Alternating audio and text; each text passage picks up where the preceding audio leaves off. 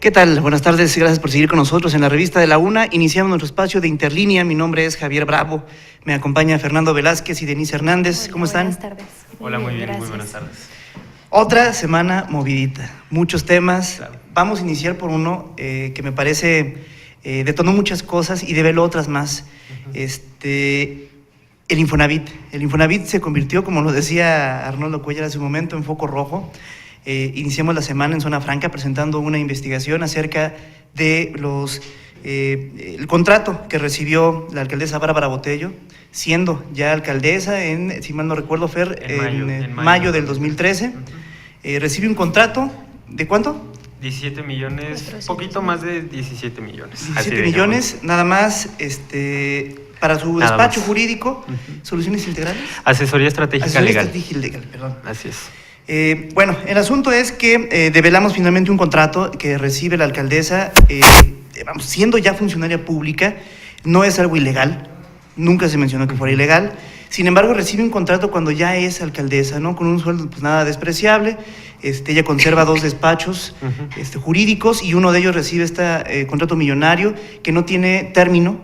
Eso también es importante, pero que abre finalmente un abanico de sospechas, finalmente donde pues se le beneficia a un despacho de una funcionario público de alto rango, finalmente es una alcaldesa, y bueno, en el que finalmente hay varias vertientes, ¿no? Vamos iniciando primero por analizar, porque hay otro caso del Infonavit que se develó prácticamente 2 días después. Un día después. Un día después, que pareciera una respuesta, pero vamos a verlos por separado primero y después vemos el encauce político que tienen esto, ¿no? Pues finalmente, ¿cuál es su visión, no? Es un contrato millonario, es un contrato... El más alto del 2013. El más alto del 2013. La delegación de Guanajuato. Varios despachos jurídicos finalmente entraron en un concurso para llevar la cobranza del Infonavit, incluso algunas defensorías a esta institución federal. A ojo de buen cubero, pues parece un beneficio directo, ¿no? A un copartidario. Así es, nomás contextualizando un poco, también en diciembre nosotros habíamos dado cuenta de precisamente que mantenía la actividad de manera privada como litigante Bárbara Botello a través de sus 2 despachos, precisamente defendiendo, o más bien a favor del Infonavit en litigios contra ciudadanos. En ese entonces, Bárbara lo que respondió fue que, bueno, ella no era la que estaba litigando, sino sus despachos. Pasó un mes y llega esta situación del contrato, entonces la misma respuesta, yo no soy la que está trabajando, son mis despachos. Digo, no sé si las ganancias que tiene el despacho, ella no las reciba. Está este contrato de 17 millones de pesos, que por cierto hay que mencionar, la alcaldesa nunca aclaró el mecanismo o el modo por el cual recibió este contrato. Quiero pensar que fue una licitación por el monto del contrato, pero bueno, es algo que deja por ahí ver que pudo haber un favoritismo. Sin embargo, como bien lo mencionas, no es algo ilegal, es algo que, bueno, políticamente puede ser cuestionado. Sí, exacto. Vamos, hay que recordar finalmente las declaraciones, la respuesta contundente que da la alcaldesa. Por ahí tuvo un lapsus en el que dijo: tengo 10 años trabajando en el Infonavit. Mi despacho, ahí recula, mi despacho es la que tiene 10 años trabajando en el Infonavit, que son respuestas muy escuetas. No escuchamos los audios incluso en la revista de la UNA cuando tuviste, habían preguntarle, ¿no?, acerca de este contrato. Son muy escuetas, muy cerradas. Ella pues afirma que es ya un proveedor de servicios ya recurrente con el Infonavit, que no hay nada de raro con esto. El problema es que, no hay ningún problema si lo hace antes de ser funcionaria, ¿no? El asunto es que lo continúa haciendo ya cuando tiene un ingreso del erario público y firma un contrato para seguir finalmente recibiendo dinero del erario público, ¿no, Denise? Sí, justamente, ¿no? O sea, ¿por qué hacer cosas buenas que parecen malas, ¿no? Exacto. Y Además, las respuestas que están dando pues no son contundentes, como tú mencionas, no terminan de resolver, no disipan la suspicacia, ¿no? que se ha levantado en torno al asunto. Entonces, sí hay todavía un problema ahí en la estrategia de comunicación por parte de la presidencia municipal, porque no se está haciendo nada, ¿no? A pesar de que no se esté haciendo algo verdaderamente malo, ¿por qué permites tú que se levanten las sospechas? ¿No? Que se levante más polvo, ¿no? Sobre todo en este tipo de situaciones, creo que la estrategia ha sido clara, ¿no? Entonces, aprenderse 2, 3 líneas y sea la pregunta que sea, tú vas a tener que responder eso. Por ahí, en algunos momentos le gana como un impulso y es ahí cuando empieza... Como aquella frase internacionalmente conocida como tengo para eso y más. Tengo, ¿no?, para eso y más, después de hacer su viaje a Las Vegas. Sí, sí. Bueno, le dio fue a nivel nacional. O sea, no está mal el hecho de que tengan líneas discursivas. Claro. El problema es que no le des tú como estratega, yo no sé cómo estén sus estrategas de comunicación al interior de la presidencia, pero el hecho de que no le des tú la oportunidad de moverse y de no verse mal, porque finalmente ese es tu trabajo, está hablando de que alguien está cojeando ahí, ¿no? Bueno, el problema tiene un doble filo, porque en las respuestas de la alcaldesa pareciera exactamente que la estrategia es: contesta monosílabos, por favor, no te extiendas más sobre ese tema. ¿Por qué? Porque cuando lo ha hecho, generalmente no termina por convencer o tiene estos traspiés, como el viaje a Las Vegas, ¿no? En ese instante, pues tampoco era ningún delito que fuera a Las Vegas, ¿no? El asunto era el momento y la forma en la que se fue. Finalmente, la clase política mexicana pues tiene de repente esos desplantes de lucidez cuando se enfrenta a un conflicto que no le acarrea un problema legal, un problema finalmente de algo que realmente tenga una repercusión, claro, legal, ¿no? Pero cuando tienen un problema ya y se enfrentan ante una cuestión que más bien los exhibe ante la opinión pública, entonces ahí es donde empiezan los problemas, ¿no?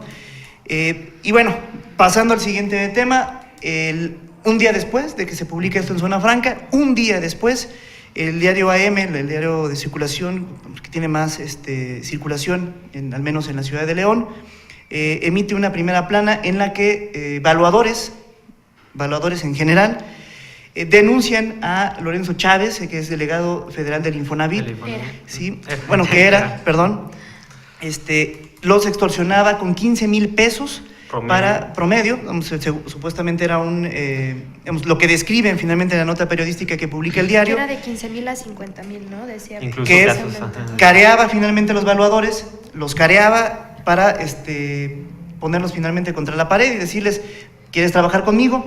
Tienes que mocharte con este dinero, ¿no? Él argumentó finalmente que era un apoyo voluntario para la Cruz Roja como parte de un programa federal.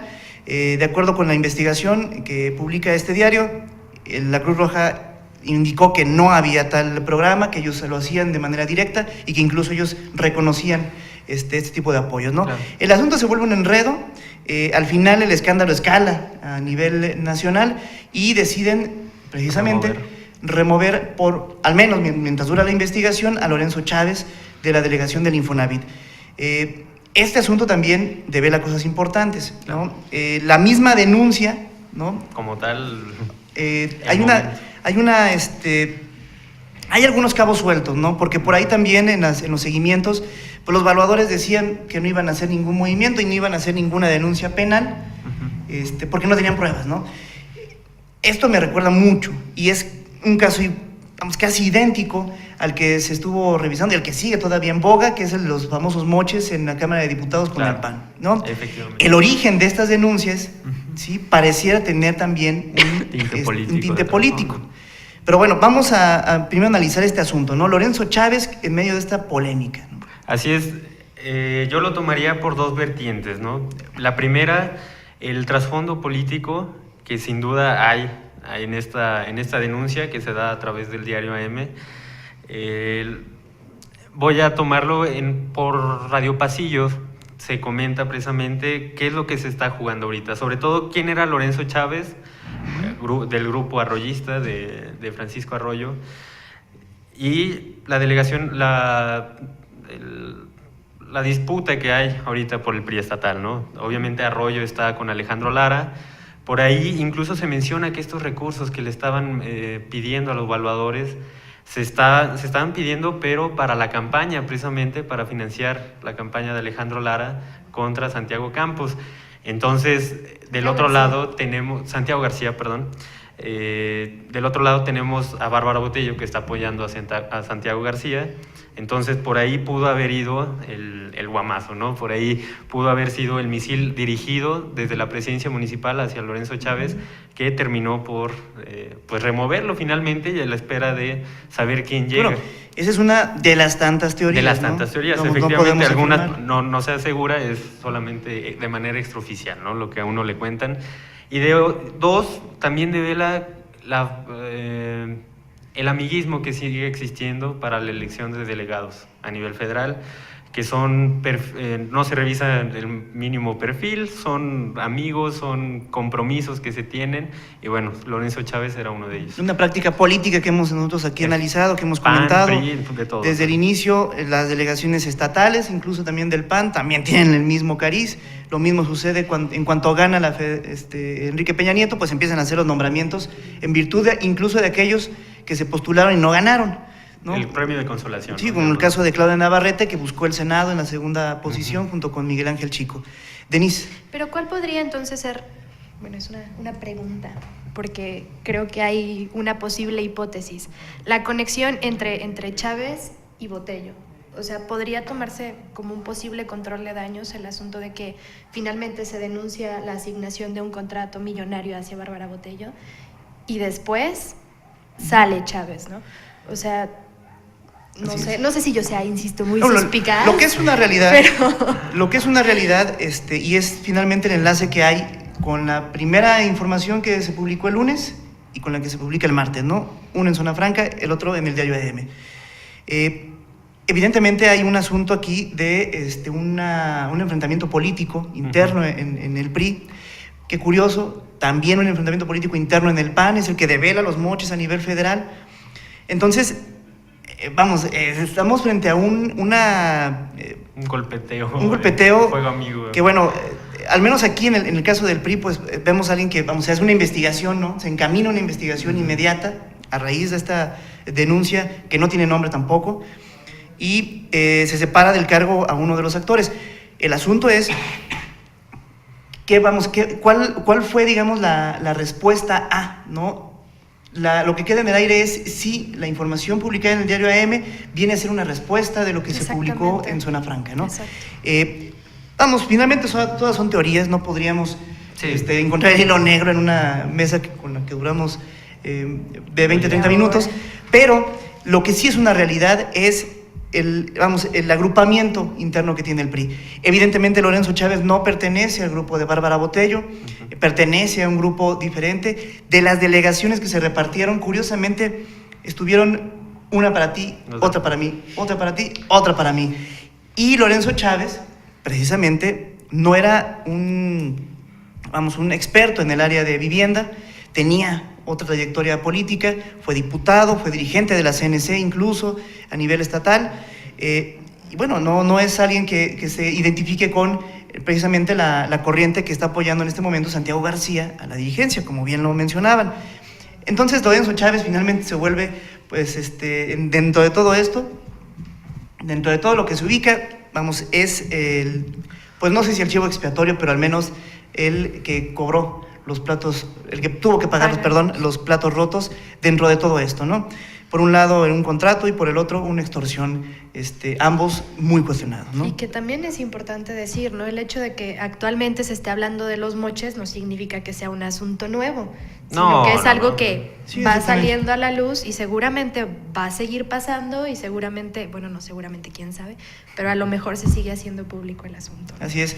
Al final estas investigaciones pues develan las prácticas políticas que parece no desaparecen, una clase política mexicana y en este caso guanajuatense, que parece no madurar, ¿no? Y también develan quizá lo que le puede costar al PRI el hecho de no tener un candidato de unidad, al llamado candidato de unidad, que es un dedazo, el hecho de que se vayan a ir a una contienda, que es como prácticamente ya está definido, y entonces empiezan a ver los primeros descalabros, vamos a ver cómo le va al final, cuántos salen ganando y cuántos salen perdiendo. De ahí el interés público, ¿no? Porque pareciera un proceso de un gremio político, claro, de los priistas, pero termina impactando en las instancias públicas, ¿no?